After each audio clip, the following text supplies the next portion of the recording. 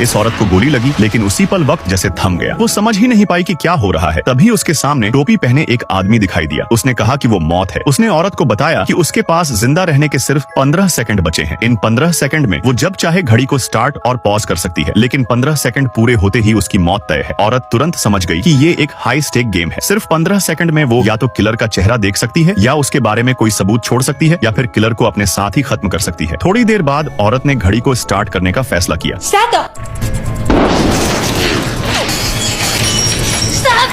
जैसे ही वक्त दोबारा चलने लगा, औरत को तेज दर्द महसूस हुआ, लेकिन वो रुकी नहीं।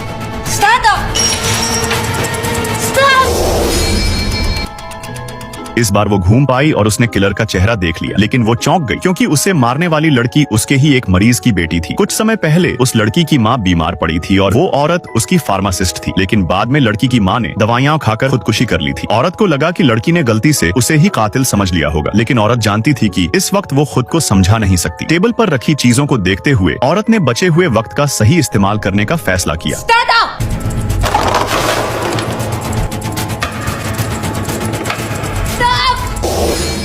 उसने जमीन पर सफेद पाउडर फैला दिया ताकि लड़की को डर लगे कि उसके पैरों के निशान पड़ जाएंगे और वो कमरे में घुसने की हिम्मत न करे।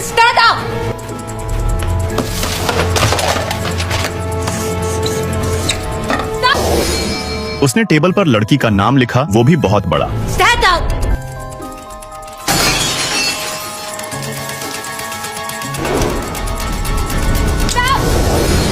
फिर उसने जिस मार्कर से लिखा था उसे फेंक दिया ताकि अगर लड़की नाम मिटाने की कोशिश करे तो उसे दूसरा पेन यूज करना पड़े और पुलिस को स्याही का फर्क समझ आ जाए। लेकिन औरत जानती थी कि ये छोटी चाल लड़की समझ ही लेगी। उसका असली मकसद था किलर को अपने साथ ही खत्म करना।